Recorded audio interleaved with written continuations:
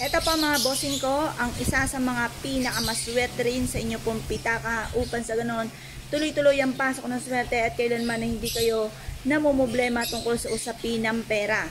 Kapag meron kang ganito mga pampaswerte, lalo nyo sisipagan mga bossing, ay baka sabihin naman po ninyo, bakit ako yung bibili pa o gagawa pa ng mga pampaswerte, sisipagan ko rin naman. Ganun po talaga mga bossing. Kasi may mga pagkakataon na kahit anong gawin yung sipag ay sa walat walang inyo pong kasipagan.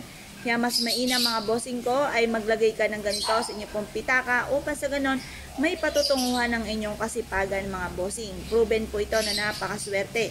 Subukan nyo po ito. Ano po ba ito mga bossing? Ito po mga bossing ko ay bulaklak ng kawayan. Ito po mga bossing ko ay isa sa mga pinakamaganda na dapat meron po tayo. Diba ang halamang kawayan ay swerte, good of fortune po yan. Strong relationship din po yan ng family. Bukod po dyan mga bossing ko ay swerte po ito sa inyo pong pitaka or sa inyo pong bag or sa lagayan ng inyong kaperahan or sa inyo pong negosyo. Ngayon po mga bossing, kapag may mga dumarating sa inyong pagsubok, mapapasin ninyo once na meron kayong ganito, instead na ikaw po'y lagi namumblema tungkol sa usapin ng pera, ay tuloy-tuloy ang pasok ng swerte sa pera at hindi ka na namumblema po muli tungkol sa usapin ng pera. Proven po ito mga bossing. Kaya kung kayo po naniwala at na-issue po na magkaroon po ng ganito, sa amin po ay meron din. Or kaya kung gusto nyo po, kayo po mismo ang manguha ng bulaklak ng kawayan. Magdudulot po ito ng swerte mga bossing. Ang gagawin nyo lamang po mga bossing ko ay kukuha kayo ng ganito. Tapos kunin ang inyo pong pitaka or ang inyo pong bag or lagay ng pera at tapos ay magwi-wish.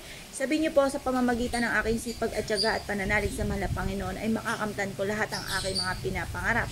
Kailanman na hindi na ako mamumblema tungkol sa usapin ng pera at iaadya ako nito kung saan lagi ako ay suswertihin. Tapos i-mindset nyo na simula na ito ng tagumpay po ninyo.